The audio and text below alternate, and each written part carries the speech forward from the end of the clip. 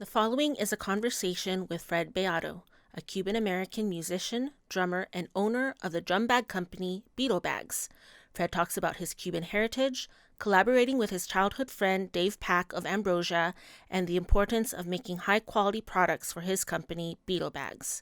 Afterwards, we'll have an aftershow.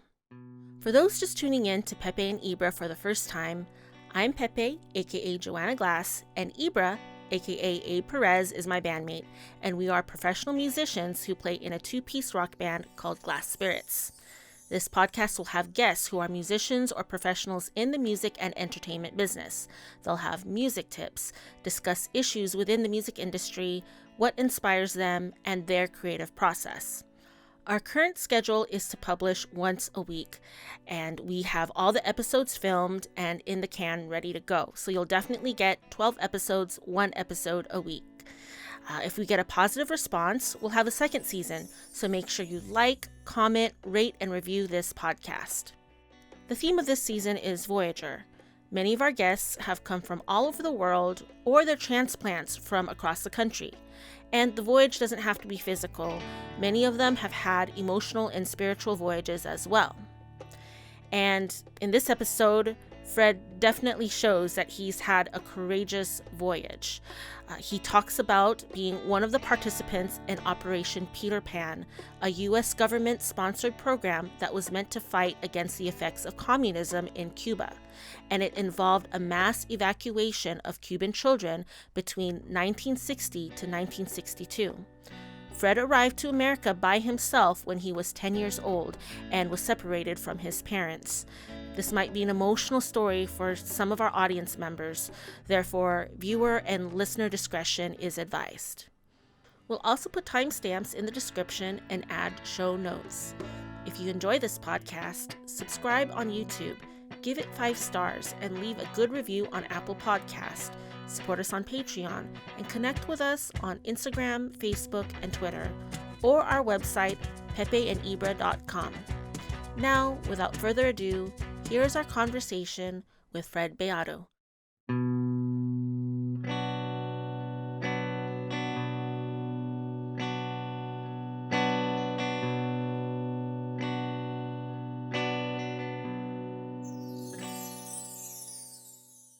Okay, we have Mr. Fred Beato, my Cuban brother. Is it Beato or Beato? What is it? It's up to you. It's your name. Fernando Beato. Okay. You know what they used to call me in Cuba? Okay. In school. Well, I have to translate. They used to go Beato, Caregato, and I used to get so upset they would say Beato catface in first grade. That's crazy, man. So why don't we start off the fact that we're both from Cuba. I was born in 1954. I left in 1956. My dad didn't feel right about Castro. He was coming into power. And right before it all happened, we left. We went to Miami, and we left Miami, and I went to Tampa. I lived in Tampa, Florida, 8 years. Then I came here to California, where I've lived the rest of my life.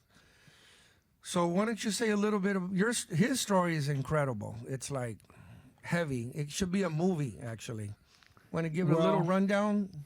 Well, me and, not me, I think it was like close to 2,000 or 3,000, I forgot. We were called Peter Pan kids, Pedro Pan, meaning that there was a rumor going around that Castro was going to be sending all the kids to Russia to be trained to become technicians of the revolution, whatever the hell he called it.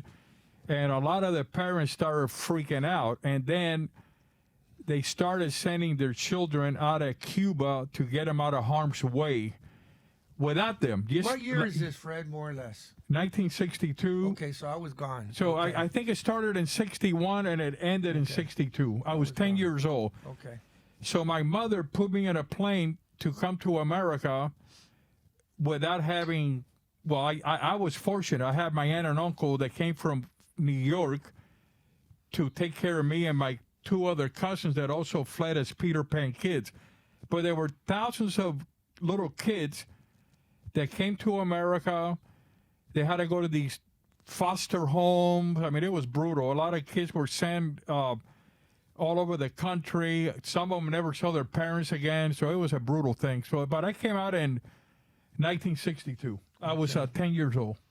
And then you lived with your grandma at first? No, I lived with my aunt and uncle in Florida, and my cousins that they had left.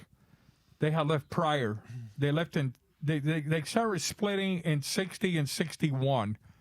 I was the last of the grandkids to get out, 1962. When was your mom able to come to? My mom, that's another thing. They had the Cuban Missile Crisis, and Castro shut the doors and nobody could leave the country. And he finally reopened them in 1969 because there was so much starvation going on that he figured if you were not of military age and you were either a woman or you were a senior citizen, like an old person, you'd be better off getting the hell out.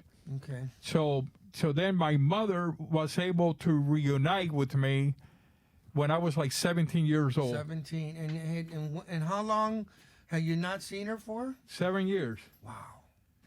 It was brutal stuff, man. That's heavy, man. And, you know, That's but very we're lucky heavy. that we're here. You know, we're lucky that we're here because we would have, it's really Fred, tough. if you and I would have stayed there, we wouldn't have had the life we had. I mean, I'm not saying we're millionaires, billionaires, but this leads me to my next story.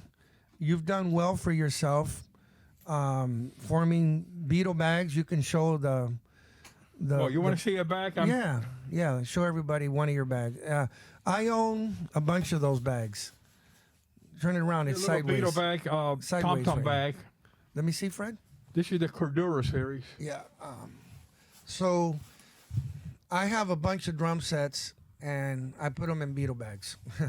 And before I even met Fred, sorry about that. It's all right. I told him when I finally spoke with him, I said, by the way, I've got a bunch of your bags. You won't believe it. Gong, congas, everything at my house. And when you came over, you probably were surprised at how many. You have more bags than me, man. It's crazy. Well, you got about, what, 25 drum sets, 20 drum sets? Not quite so many, but between my percussion and, you know, my gong, everything, you know, it's a lot. It's a lot of stuff that I keep have. telling you, sell all that stuff. Want to buy them? No, I don't want to buy them, but I want you to buy like a Here we silver go. sparkle or champagne I sparkle kit. already took care of the silver. My last set was a blue acrylic in the middle, a hybrid set from Spawn, silver sparkle on top, silver sparkle on the bottom. So, and all silver, which was your idea, all silver sparkle snare. It pops, right? Yeah, does it ever pop? Yeah. And You I got to too many plug drums. Spawn drums, Brian. They're the best drums I've ever played. And Simtech cymbals also come from Brian Spawn. So what else can we talk about? Let me see. Fred, you have done some good things in music. You not only went to school with Dave Pack and were in a band, you can tell them about that one, the Symbols of Tyme, right? When we were kids, I went to Torrance High School, and it's a true story. The way I formed the band, remember, I was very fortunate to live in the renaissance of rock and roll when everything happened. It started with the Beatles in the Ed Sullivan Show, you know, and everybody went crazy. Everybody started all of a sudden letting their hair grow, buying, you know, Panamanian boots to try to be like Ringo and Paul McCartney. That's why I started playing drums. Well, The minute me I saw him, too. not to interrupt you, but the minute I saw him on Ed Sullivan, Well, yeah, you and half the it country. was over. You and half the country. So I really got the bug to start playing music, and I don't know what the hell I was doing, but I said I'm going to form a band. I was a freshman in high school, so the way I did it, I would ask people, you know anybody that plays a trumpet, and then a girl would say, yeah, Mike Dendler plays the trumpet. Oh, really? Who's Mike Dendler? The little blonde-haired surfer-looking guy there. Okay, so we go up to Mike Dendler and go, hey, Mike, can you play the Lonely Bull? And then he would say, yeah, I can play the Lonely Bull. I said, you're in the band. Next. Oh, there's a guy named Bill Kaler that plays the saxophone. Really? Hi, Bill. My name is Fernando Beato back in the day, and I hear you play the sax. Yeah, I do. Can you play tequila? Yeah, I can play tequila. You're in the band. So I went like that, and I formed a 9-piece band like that. Wow. By asking people, can you play? Can you play? Okay, you're in the band. And then we started playing, we started rehearsing, and then the band started getting hot for some reason. We were a bunch of little kids, you know. Talk about Dave Pack. Well, anyway, so David Pack, that is a phenomenal, I mean, that guy is a genius, musical genius. Now, was he already that good in high school, or did he develop? He was good from day one. Really? Oh, wow. shit. I saw him doing an assembly at Torrance High School. They used to have those assemblies for the football season. Yeah. And we used to play them all the time. It was fun, you know. We thought we were the Beatles with all the people screaming. But anyway, the first time I saw him, he sang a song. I forgot what it's called. He used to go, see the pyramids so long. Da, da, Okay. da, da, da, da, da. And when I saw him, I looked at him and I thought right there, I go, this guy is going to make it. I knew it. Wow. I knew it. Wow. And then later, after our group broke up, he started Ambrosia. And those guys are definitely one of the best American bands ever. They had great songs. Yeah. Well, a lot of hits. And he wrote all the songs, man. He wrote the songs? He wrote them and he sang them. All the hits. I didn't know he wrote the songs. Oh, yeah. So anyway, we kind of reconnected after, what, 40 real years? quick about the Symbols of Time before you move on. Tell them what you won in the Battle of the Bands. So you know, the back whole in the- state of California. No, more than that. Back in the day, everybody was in a band. In every block in America, you had a band getting ready for the Battle of the Bands. It was like before the pandemic, like, you know, soccer with the little kids and baseball and whatever. Back in the 60s, after the Beatles hit, it was about being in a band. Oh, we got matching suits. We got matching turtlenecks. It was about being in a band. Everybody competing, and they had Battle of the Bands all over the country. So we entered this California. It was JC's. There was an organization called the JC's. I don't know if you remember that. No, I don't. You know, that's kind of like, I don't know if it's like a Christian organization. They were called JC's. Okay.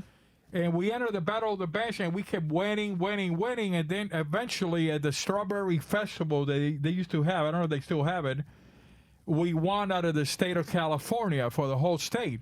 So then, and I got to tell you real fast, that was a weird thing because at the Strawberry Festival, the day that we won the Battle of the Bands, you know who was there saying his last campaign stop? Bobby Kennedy, man. And I saw him real close. I go, oh my God, there's Bobby Kennedy. Mm-hmm. And the next day they shot him and they killed him. I mean, that was brutal stuff. But anyway, then after that, we went to Atlantic City, New Jersey, representing the state of California. Oh, wow. I didn't even know I went that far. We went out of the whole country, man. Oh my God. So we went to Atlantic City and we won the Battle of the Bands out of the 50 states. Wow, that is. I thought it was California. I didn't know. It was the United States. So I mean, wow. we came very close, but like, you know, it wasn't meant to be. That could go on and on. So talking anyway, about so it. then Dave Pack formed Ambrosia, and obviously, then you ended up hooking up with him years later again and making the album, right? It's a long story, but yeah, I reached out to him like 40. See, I'm 68, so it was about 10 years ago, I think. And right? what was the name of that CD and everything? Let everybody know. Beato Band. Yeah, good, Beato great Band. CD. So anyway, so I reached out to Dave. Hey, how you been? Oh my God! And then it turned out that we were living like a mile from each other in South Orange County. Wow. So then we kind of reconnected, and at the time I was attempting to do an album. I don't know what the hell I was doing. And I asked him, would you mind being a guest in my record doing the song? And then he told me I'm good for 2. He told me that, man. My heart was going like this. I go, oh my God, I can't believe he's going to be. But then once we started doing it, he says, never mind your record, man. I want to do our record. And I was heartbroken because everybody was so excited that Dave Pack was part of the project. And then he kind of took it a different direction. And then we ended making a record called Beato Band. And then I finished my album. It's called Tail of the Shark. So, but the experience of being around David Pack in a recording situation, man, that is mind-boggling. What a talented human being. And a beautiful voice. You know, everybody knows Dave's hit records. And what's neat about that record, that we have a ballad in that record, The Path We're On, that was written by Steve Porcaro from Toto. And the way that happened, one day I was having lunch with my dear friend that just passed away, Joe Porcaro. We were very close. And I said, Joe, man, it'd be great to write a great ballad, man, you know, but I don't know how to write, man. You know, I got to have people tell me. Anyway, and he said, well, there's a song that Steve did years ago, and I have a demo. Maybe you can do Steve's ballad. And when I heard that melody, man, I said, are you kidding me? And then I showed it to Dave Pack, and he immediately said, I want to sing that song. And anyway, there's a ballad in that album, Beato Band, that if the industry was not what it is today, I have no doubt that song could have gone somewhere. Because what was the name of that one? The Path We're On. Okay. And it was written by Steve Porcaro, and it's a beautiful song. But anyway, so that's what's going on. What's the one that you sang on that one? You talked. Yeah, you sang it. You sang it. Oh, yeah, like, Cuba, BC. Yeah, and that one touched me. Yeah. And then Dave Pack wrote a song about my mom and I. You know, it's called Cuba, BC, and it's another, I mean, that was crazy. That's like the story of my life. But nobody cares. Nobody's going to, you know, buy it. Nobody buys records anymore. I made the record, and whether I sell one, we sold a few, but my point is, whether it sold 1 or 10 or 100, in my mind, it went platinum. There you That's go. the way I feel about it. You did what you wanted to do. You were creative musically. Yeah. And sometimes, you know, music is luck. Oh, no shit. It's not always how good you are. It's who you know. Yeah, boy, and the break that you get. Yeah, boy, this day and age, man, there's so many good musicians out there, man. They're a dime a dozen. And you want to know what, though? It's not even always about the best musicians, these prolific, heavy, technical players. I've learned, and I know you're from this school, the bands that do well and the bands that gel well are the bands that play to the song and play with taste and groove good. They're part of a unit. You could be the best individual, but if you don't groove with that band and the band doesn't groove with you, it's just not going to happen. And it's that way whether you're talking about sports, whether you're talking about a relationship. You have to be a team player. You have to have a connection, and whether it's a relationship, a band, there's got to be a groove. Joanne and I have been together 6 years, over 6 years, and I have fought less with this band than any other band. We've had our arguments, but... What, you're like a macho man or something? No. Oh. If anything, she's the one that, you know, kicked my ass a couple of times, but Come on. I got out of line and did some things that she didn't go for. Should I talk about it? No. Okay, I won't talk told about you, it. without Joanne, you'd be history. I keep Probably. telling you. Okay. You know, you got to count your lucky star that you got her. Is what I'm saying. Yeah, well, I pay her. Thank you, Fred. I pay her Not enough. $100 a week. The thing is, she hasn't seen any money yet. I'm saving it. Hey, I'll talk about another subject, Okay. if you don't mind. Not to No, interrupt. that's what this is all about. My friend Abe here got a little bit overweight, A little bit, and a lot. all of a sudden he started putting all this pose. Hey, I lost a pound. I lost 2 pounds. I lost 3 pounds. And I'm going, what is with this Dave and this diet that he's talking about? Make the story short, because we talk all the time. Hey, man, I lost 5 pounds. And then a week later, hey, I lost another 8 pounds. I go, man, what the hell's going on with this thing? And all of a sudden I start hearing, hey, I lost 30 pounds. Hey, I lost... And I started looking at myself in the mirror, and my stomach getting bigger and bigger, looking like a senior citizen, okay? And I said, I'm going to have to check this diet out that Abe's talking about. Anyway, he hooked me up, and because of him, I joined this diet, and it is mind-boggling. I mean, I'm no, Arnold Schwarzenegger or anything like that, but I got to tell you that I started at 220, and today I'm down to 194. Yeah. So this thing really works. It really works, and it's like a medical supervised diet. They give you shots every day. They work with you. It's a commitment. But I want to thank you for turning me on, my man. pleasure, Because man. we're flirting with diabetes. We're flirting with heart problems, and the fact that you have lost all this weight. He's lost like what, 50 pounds? How many? No. I started at 285. It's been around 3.5 months. I've lost, as of today, I'm at 205, 80 pounds. God bless you. That diet really works. So my advice to all my fellow musicians out there, because of the coronavirus, nobody's been gigging. Everybody been sent home eating, Drinking. When it's time to go play music, you're not going to be able to button your pants. So I want to thank you again, man, because I'm staying the course till I'm 180 pounds. I know. I tried to buy Fred my partner here, Joanne Pepe Glass, tried to buy him a Starbucks, and he didn't want one. I got a low fat or sugar free one, and I haven't had. But yeah, you got to stay committed to that. But I told Fred, you could cheat a little bit, go off menu as long as you make it up. But he's being true.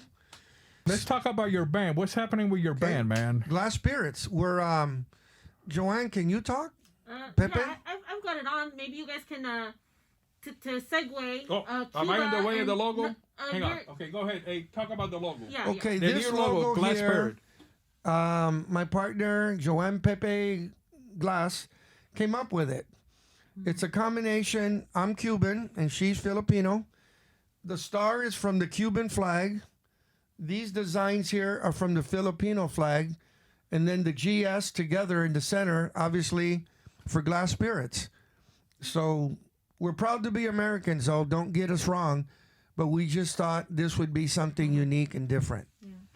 Very cool. Very nice. As far as our band, this is gonna be our studio. We're gonna start rehearsing here, filming live podcasts, filming live performances, and putting all that in, which Joanna does on all the social media. TikTok, YouTube, Instagram, Facebook. What am I? Spotify. Yeah. What am I missing? I think you've got it. Yeah. And we should. You know more about this. And you came from the days of putting a dime on a telephone. Let me tell you, Fred. You come a long way. Facebook, Yeah.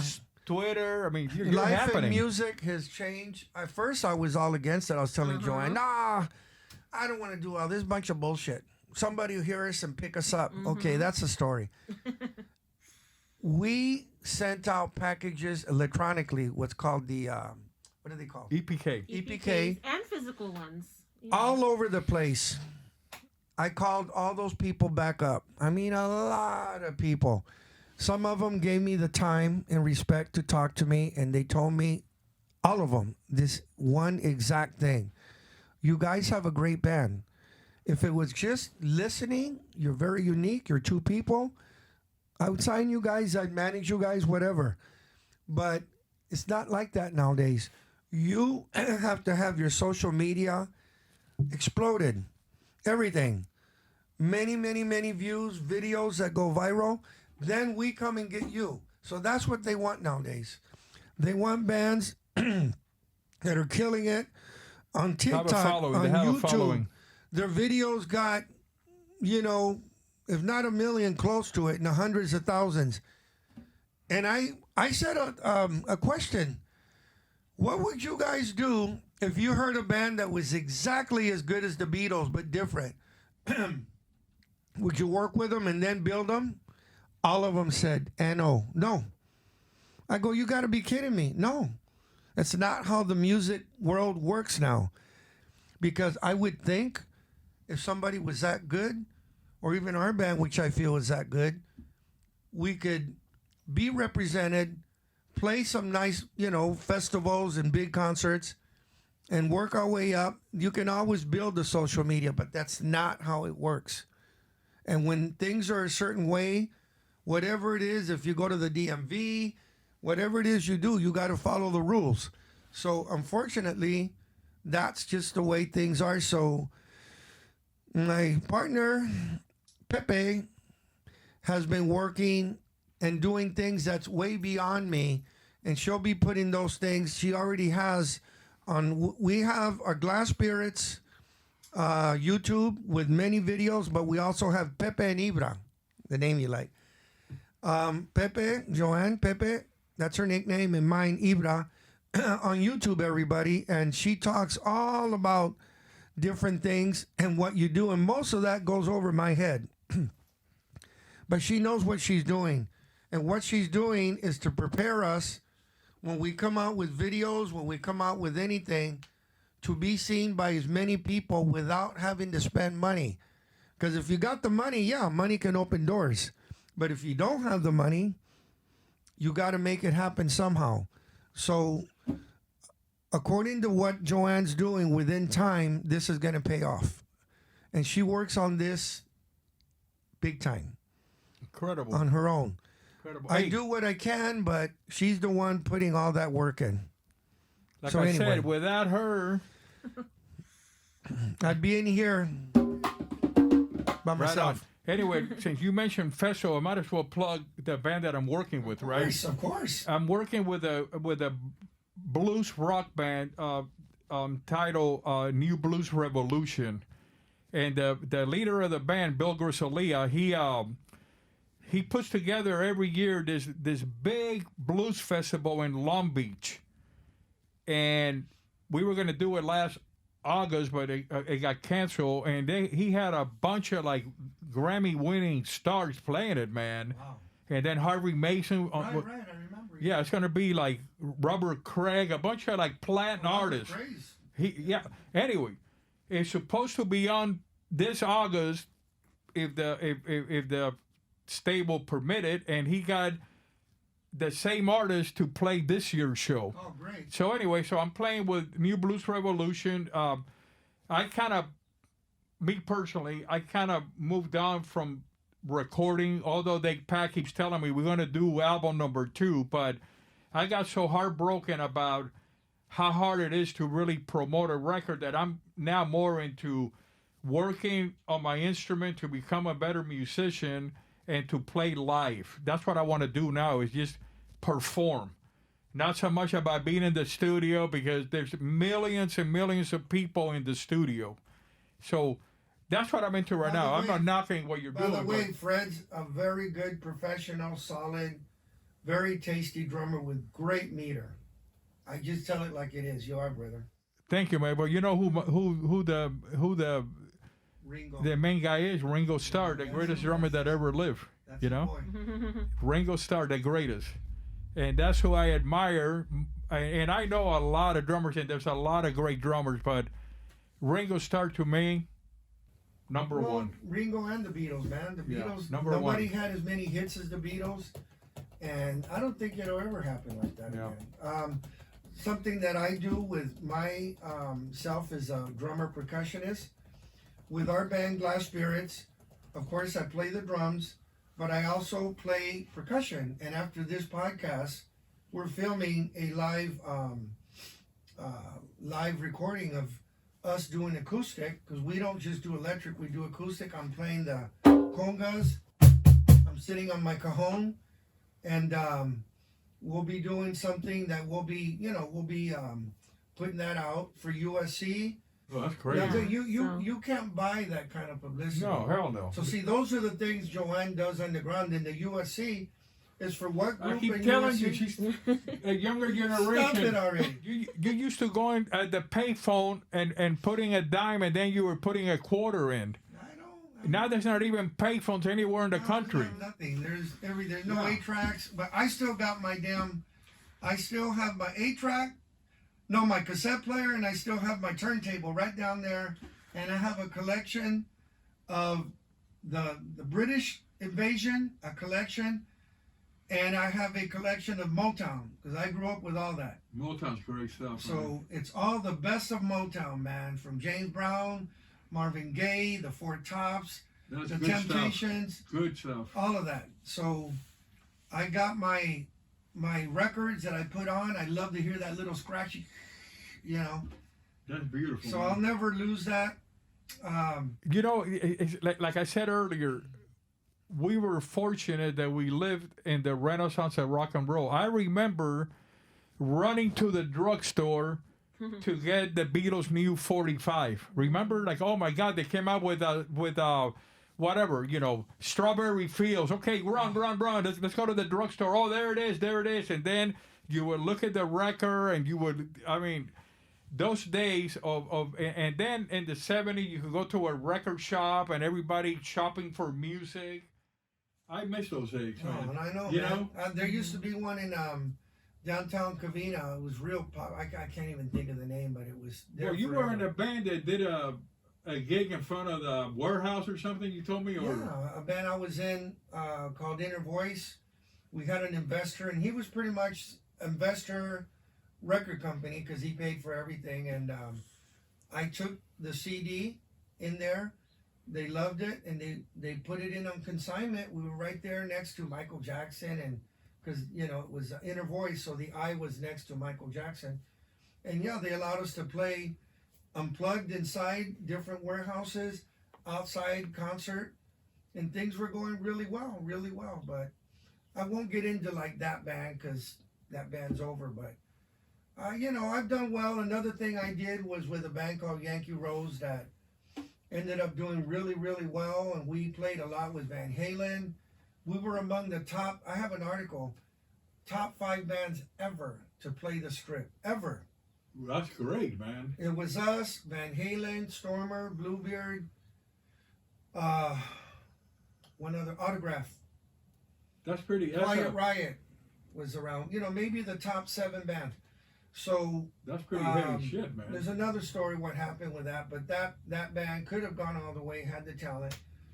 And I've done a lot of bonehead things. I had a chance to audition for Martha Davis and the Motels I didn't go. In less than a year later, they made it. But the reason I didn't go, I was playing with John Nelson. John Nelson was the guitar player from Eddie Money. So I figured, I'm going to stick with this guy from Eddie Money, right? Yeah. Martha Davis made it with the Motels. She said, I'm starting a new trend in music. I go, what? I'm doing new wave. Well, what the hell is that? But ended up, I love the Motels. Only the Lonely Right. and those songs. But you know, you snooze, you lose. And then another audition with Soundgarden. I talked to Chris Cornell, and I had an audition. I canceled. I called back, and then Chris Cornell told one of the other members, it's that guy that canceled. I think he's a flake. He goes, hey man, I'm going to set you back up, but if you call again, don't even think about it. So I canceled again. And then he said, he hung up. He goes, oh, you're a flake. Don't even fucking call back. He told him. I believe it, man. Fred, I'm just curious, you know, you feel free if you want to talk about this or not. Because a lot of people who aren't musicians glamorize getting signed and going into the studio and recording. But then earlier you just said, you know, you'd rather just go out and play and perform. What is it that you like about performing that you like better than being in the studio? To me, when you're playing live, you can feed off the people. You can really, you feel free is what I'm saying. And you can experiment, you know, you can try different things. When you're in a recording situation, you're kind of like, you know, trying to follow the click, you know, the engineer looking at you, you know, it's a whole different thing. And to me, I find playing live a lot more exciting than recording. You know, that's why I said, at my age, where I'm at the moment, I just take the performing live for me anyway. You know? Yeah. That's what I want to do. Because I already done the record thing and nothing came of it. And I don't want to keep beating my head against the wall like, oh, now we really got a record. And then you have to promote it. You got to sell it. You got to. And the biggest insult to me is when you get at the end of the month a check in the mail for $3 or $2.10. I mean, what the hell is that? After spending $30,000-$40,000 making a record, not to mention all the time and all the sweats and people fighting, relationships breaking up. I mean, a lot of my friends went up and smoked making those 2 records with the jealousía and the personalities and the egos. And then you get a check in the mail for $2.90. It's tough, man. That's why on my album, Tell of the Shark, I took it off the social media, man. I'm just giving it to everybody that buys a Beato bag. I'm sending a Tell of the Shark CD in the box just to get the word out, because I love that album and I'm very proud of it. And then at the end of the rainbow, because now we're posting each song in Facebook. I saw it. So people can hear them. Then when I'm done, I'm just going to land it, hopefully, in couple musical supervisors. In the event down the road, somebody wants to do it in a commercial or whatever. But my dear friend Joe Porcaro, man, that passed away, I'll never forget this.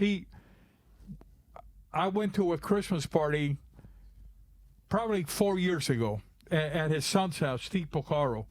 And we were both having a great time. It was a beautiful night. We're drinking a little white wine. And then he was talking about my record. I had just finished it. And he said, you know what, Beato? Just take it easy, man, because you never know when something's going to happen. It could be 7 years down the road. That's true. With music. It's not like I made a record and nothing happened. Okay, throw it in the trash. He says, you just sit tight and just see what happens. Because I heard it many times, even Dave Pack. It's true. I forgot the name of the song, but he wrote a song that was like a bomb. The record was a drag. And then like 10 years later, some soap opera, like a TV, what do they call them, the soap opera? Yeah. Anyway, there's a guy there singing the song. A soundtrack, and it became like a major hit record. I don't know the name of the song, I forgot, but it's what I'm telling you. He thought that record was a bomb, and like 5-6 years later, it came back out of nowhere. So I feel good about that. I feel like I've done my thing, and I just want to play live. That's it. I want to learn how to play the drums. That's what I want to do. Also about Beato Bags, I want to mention that a lot of people, not just people that play drums, but a lot of big people use your bags. Fred doesn't name drop, but very many famous drummers have been. You said just the other day, Dennis Chambers and Pete Erskine. Yeah. Well, these are friends from way back, man. I started in 1982 with a company, and then there was like an invasion of Chinese bags, Indian bags, Mongolian bags, where right now there's about 300 drum bags in the market. But back in the 80s, I was the catch me out, man. I was the only guy in town. Now you got to fight for everything because there's so much competition. But that really doesn't only apply to making drum bags. Everything in life, there's competition that are ready to eat you alive. And for people that get cocky about, I'm so hot on the guitar, or I'm so cool on the trombone, around the block, there's somebody better than you. And the sooner you get that and keep grounded and realize how much talent there is in the planet, it'll keep you moving forward in the right direction. Right. Well, can you think of anything else we could talk about? I mean, we've already covered. Fred, if you don't mind, this is empty, right? Yeah. You're taking this and then just maybe talking about, like, what is it about the Beato Bags? You're talking about competition. What makes the Beato Bags special? Like, well, what makes a Beato Bag special, few things. Number one, we're the only company in the planet that uses 1-inch foam padding. Yeah. So a Beato Bag got more protection, unless you're gonna have like a hard case. Yeah. But as far as a gig bag, I believe that we're the only company that uses 1-inch foam padding. Another good feature of a Beato Bag is we use 10 CF YKK zippers, which is the thickest zippers you can get, and they last forever. Another, I don't mind saying it because I'm an open book. I don't have to keep any secrets. All the clowns that make drum bags, they all use cotton thread. cotton thread with the elements deteriorates. We use nylon thread, and not only is it nylon, it's BT92, where if you would wrap it around your two hands and you would try to break it, you will be bleeding, because I tried that one time. So it's not sewing the bag, it's keeping the bag from ripping. So I'm very excited. And then on the Pro 1 series, they're fire retardant and waterproof, right? Also? Oh, yeah, and they're waterproof. So Beato bag, you know what? It's a one-time proposition. It might be a little bit more than a Chinese bag, but you're only going to buy it one time, because I can tell you that we are getting, believe it or not, repair jobs where the zipper finally went or something, because they get brittle after so many years. But we're getting repair jobs from 1982, and this is the year 2021. So I'm very proud of the product we're putting out, and for the people that get it, they love Beato bags. But it's very confusing because there's so much competition out there, and at the same token, some of the competition is very good. I'm not going to say my bag is the best. I'm saying what I got out there is damn good. That's all I'm saying. Do you have any specials or new products coming up, or that you? No, I'm done. I'm done coming out with new products. You know, we have the lineup drum bags, where every product that we make, if we no longer sell our product in retail stores, because they're all selling Chinese bags. You can only buy a Beato bag through me and through my e-commerce store, or through the professional drum shop in Hollywood. That's my only customer, because my company started at the pro shop. So, you know, we make all bags that we manufacture are custom bags. We make them for the artist. This guy might need a combo bag. This guy might, in other words, every order we make for the drummer. Then, of course, we do the whole line of orchestra covers. We do timpani covers, xylophone, marimba, chime. We also make the orchestra covers for Ludwig Musser. And last but not least, now we're going to start really pushing amp bags for combo amps, a Beato bag with wheels to carry a combo Joanne, amp. You need one. We're going to have bags for, like Marshall heads, like a Beato bag for a Marshall head kind of thing, because the bags are waterproof. How about for something like this? She uses a friend of Train Weaver. And then we make amp dust covers, and we make amp head covers. So we do covers, and we're also going to be making Beato bags for amp heads and amplifiers. And I'm really excited. Oh, and also pedal bags for guitar players. So, Nice. but like again, it's getting the word out that it costs us $1 million, But, Well, I've had not just drum bags. The camera isn't pointing, but over there, I've got congas, bongos, a big old gong, timbales, and a I do have a cajon. camera pointing at yeah, it. we also do Cajon. we also do custom bags. Like, hey, I got a cajon. Will you make me a custom bag? Yeah. What does it measure? 23 high, 19 wide, 8. We also do custom bags. Yeah, behind that gong, there's a bunch of congas on the ground, and on top of them are bongos Yeah. that are also made by Beato bag.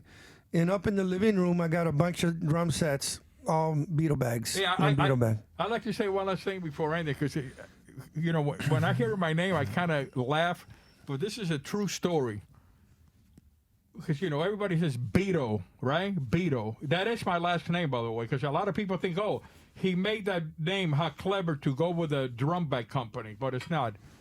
But when I was leaving for America, this is a true story. You were too little, but everybody would buy a suit for the trip.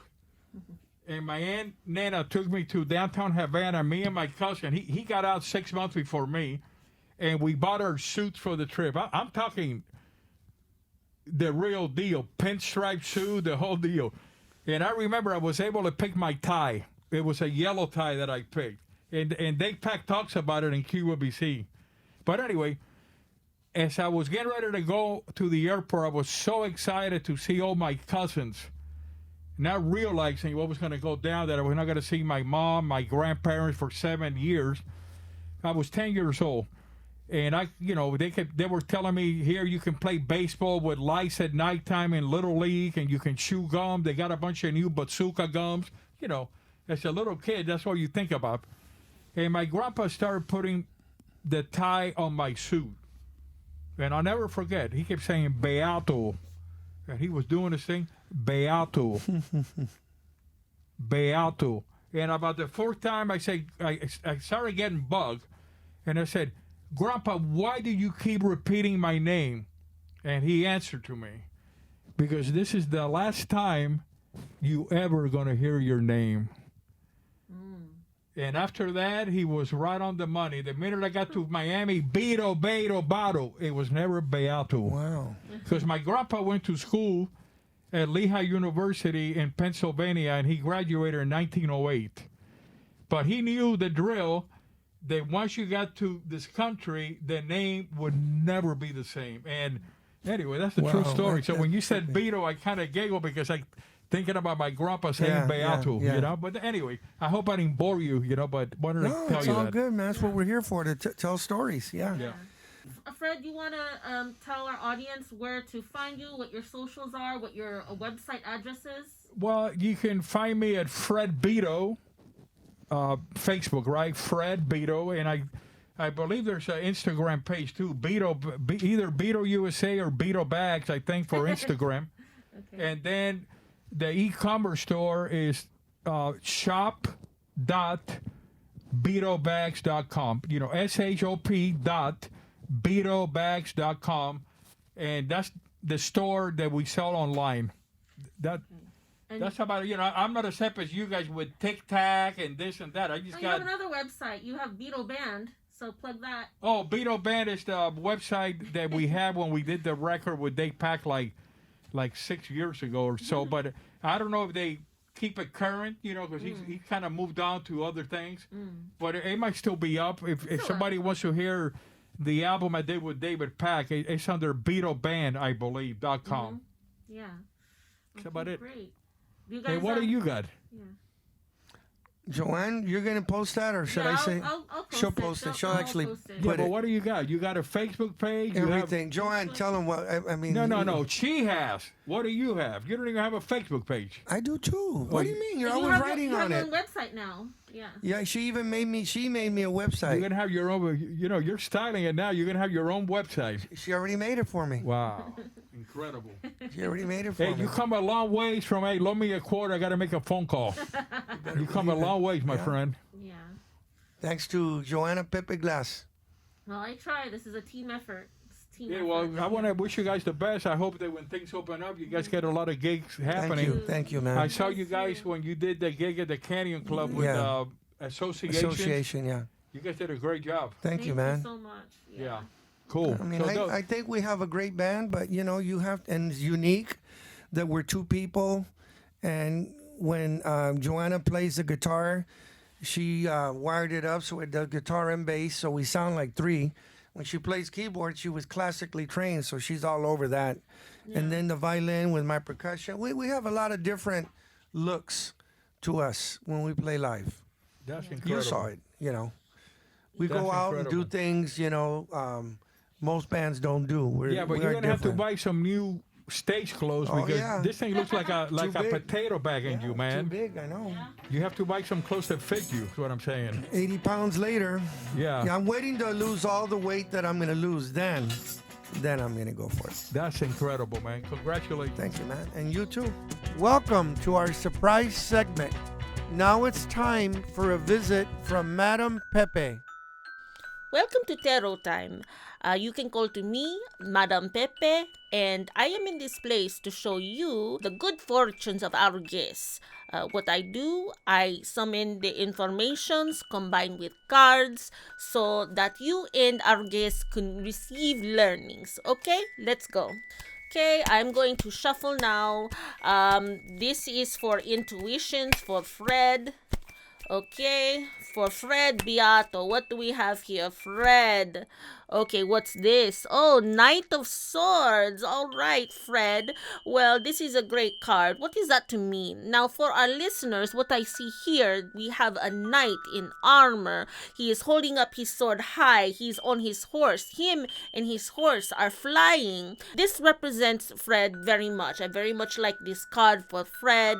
It looks kind of like him a little bit, and it means bravery. They are ready to fight, ready for war. However, right now there is no war happening. Fred is living in Orange County, very peaceful, and so what does this mean? It means Fred is very courageous, very brave, and so he likes to take action. And so I very much like this card for Fred. It has a lot of energy and passion.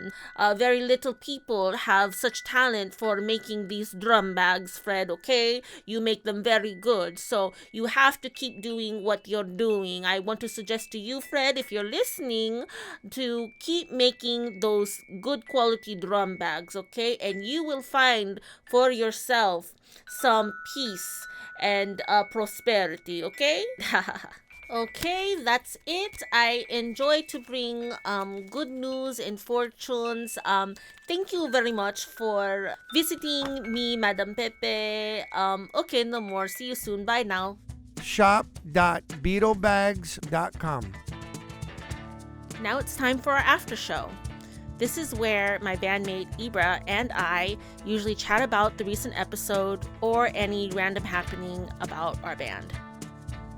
Okay, today has been too eventful, especially with your dad. Oh yeah, my dad almost peed in the car. Okay, let's talk about that. BJ's today was insane. BJ's, the restaurant, not like blowjobs. You know karate? Yeah, when I'm mad, I know karate magically. But okay, let's start off. So today we had, so a lot has happened. We were preparing to have our live stream performance for USC. So I would come over, kind of like set up the equipment, and then Abe wanted to go out to BJ's because they had an outdoor patio area that was, socially distanced, and would follow, the health code rules and stuff. And Abe and I and his dad, who's 90. How old? 93 now? Okay, almost 94. Yeah, me, Abe, and his dad, we all had the vaccine, and, that doesn't guarantee anything, but, I mean, we are generally safe, and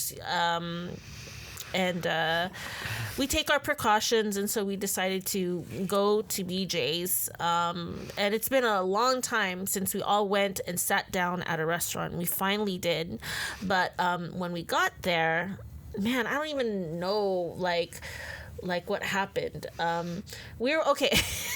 So Abe, you were with your dad, and you told me to go put our names down, and you said that you didn't want to sit somewhere where the wind was blowing in your face, and that's what I told the host. I was like, okay, we want to sit somewhere where it's not windy. So he seats us at the back patio. Yeah, like way around the corner. It looked like we were out in the middle of the wilderness, like camping somewhere, and I didn't dig the vibe, Yeah, I mean, Abe's gets a lot from social interactions, even though we're socially distancing, but he likes going, he's different from me. He likes going to restaurants. He likes sitting at nice tables. He likes looking around and seeing other people. He likes the energy. I feed off the energy. Yeah. Yeah, the tables are, but I just feed off being around people, looking at people. Yeah. We could see BJ's. The other place was out, like literally out in the middle of the parking lot somewhere. Yeah. And there was like one couple there. Not that I'm going to talk to anybody, but it just wasn't stimulating. I would have eaten at home for all that goes and not left a tip. Yeah, and then so we walked poor Abuelo all the way to the back patio. Yeah, I call him Abuelo. And then Abe didn't want to sit there, so we get the hostess. We tell the waitress to get the hostess. The hostess comes, or the host comes, and and we Abe tells him what he wants. Then we go get seated to the front patio, and then and then we walk Abuelo all the way to the front area, and Abe was trying to point out what seat he wants, and the host is just trying to make sure he gets the right seat, and yeah, and then they said it would just take, a couple minutes. They let us sit inside. You didn't want to sit, but me and my dad sat in a booth inside just waiting. to wait. There was nobody there. Nobody Yeah. by us. Yeah, and so then I just noticed Abe had a mask, and I personally know he's taken the vaccine, but anyone around us, I just didn't want anyone around us to like give a shit because they didn't know that Abe took the vaccine. And then Abe was covering his face with this paper or the menu over and over, and I was like, hey, why don't you just... Quick, the way I was thinking, we weren't by nobody. It was my dad and me. And my dad both have had both of our shots.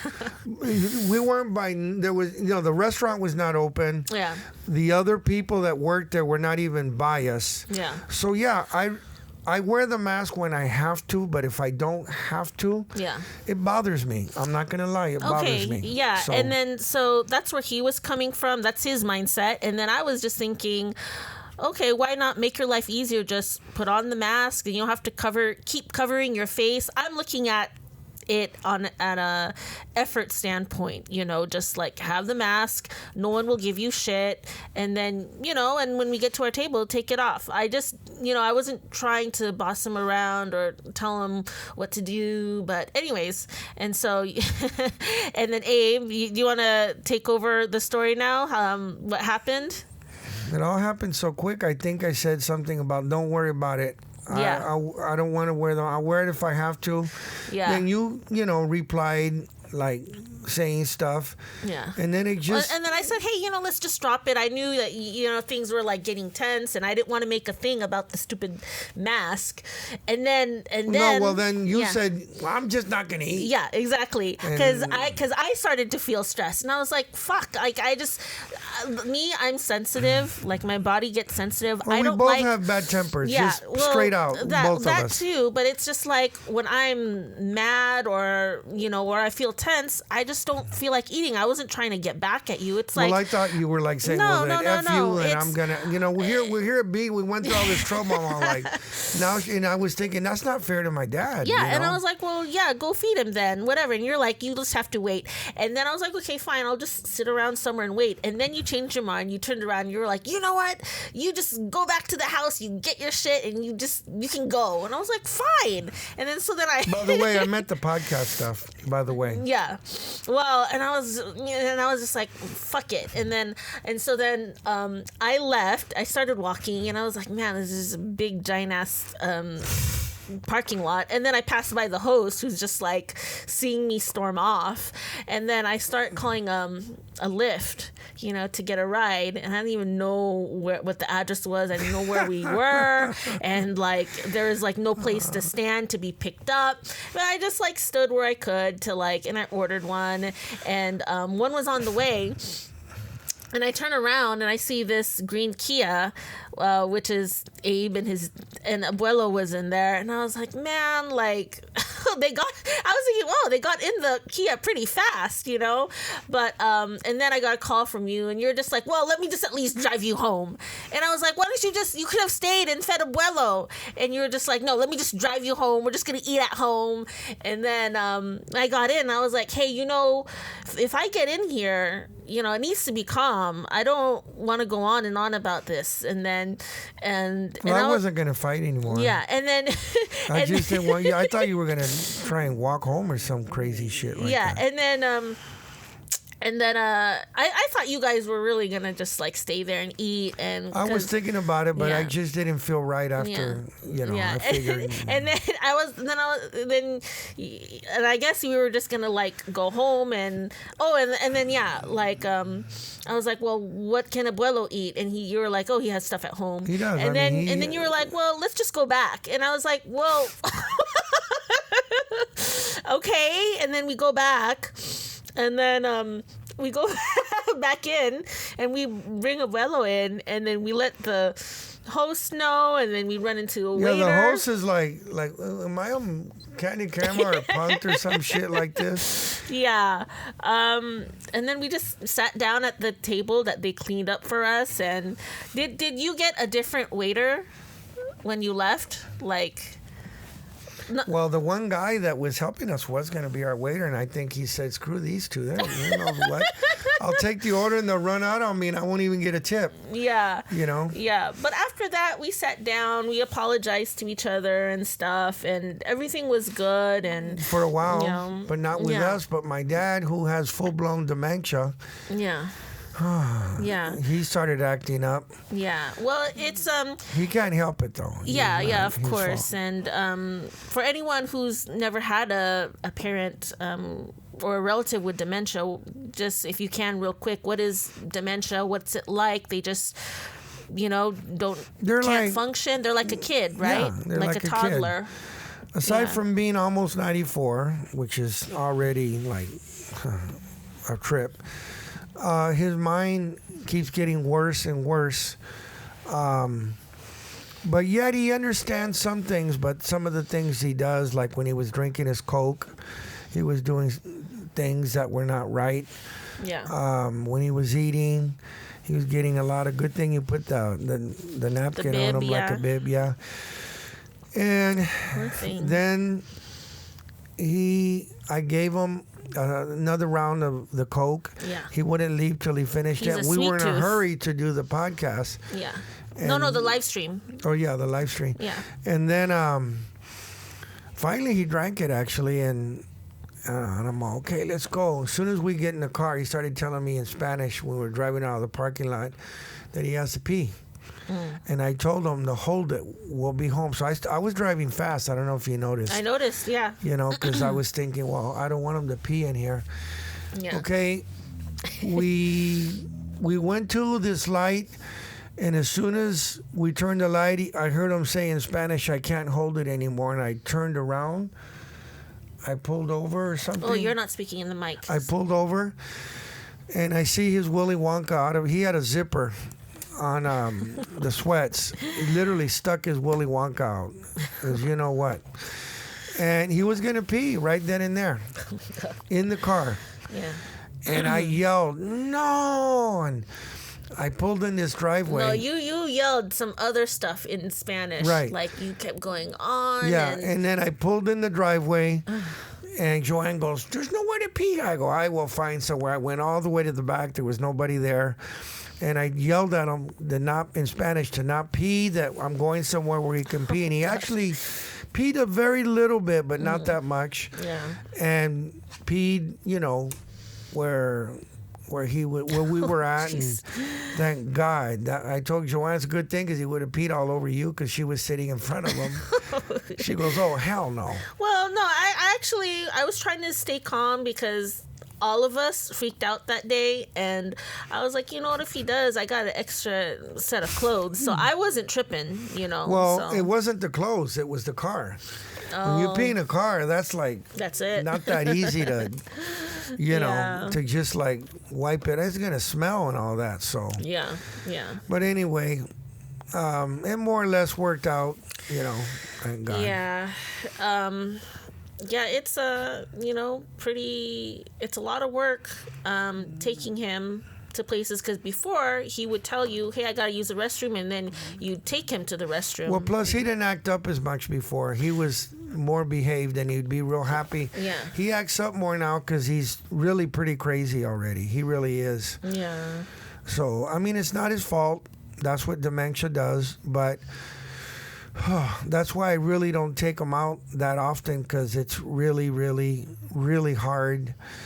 And I never know what he's going to do. Yeah. Anyway. It's, man. Speaking of him, I should go check. I don't even know if Berta Jean and them are here. They were going Okay. to go somewhere. Okay, well, I mean, we got some definitely interesting stories, so that about wraps it up for this after show of Pepe and Ybra. Well, we hope you enjoyed this episode. Thank you so much for taking the time to listen and choosing our podcast. It really means a lot. If you enjoy this, subscribe on YouTube, give it 5 stars, and leave a good review on Apple Podcast. Support us on Patreon, and connect with us on Facebook, Twitter, and Instagram. For those of you who are also following our band Glasspirits, check out our YouTube channel at youtube.com/Glasspirits. On our next episode, we're going to have pianist and keyboardist Richard Pariser from the pop band Robot Nature. It's a great episode filled with so much music industry knowledge, so definitely stay tuned to check it out. Please rate and review our podcast, and if you want to keep our podcast Pepe and Ybra going, or even support our band Glasspirits, join our Patreon. For just $5, $3, or even $1 a month, you can help keep us afloat. Our band name, Glasspirits, is one word, spelled GLASSPIRITS. The music you hear on this episode is our podcast theme song. It's an original song from our band Glasspirits called Something Unspoken. You can download Something Unspoken from all major retailers or stream it on Spotify. Now I'll leave you to enjoy the rest of our song, Something Unspoken. Again, thanks for tuning in, and see you next time on Pepe and Ybra.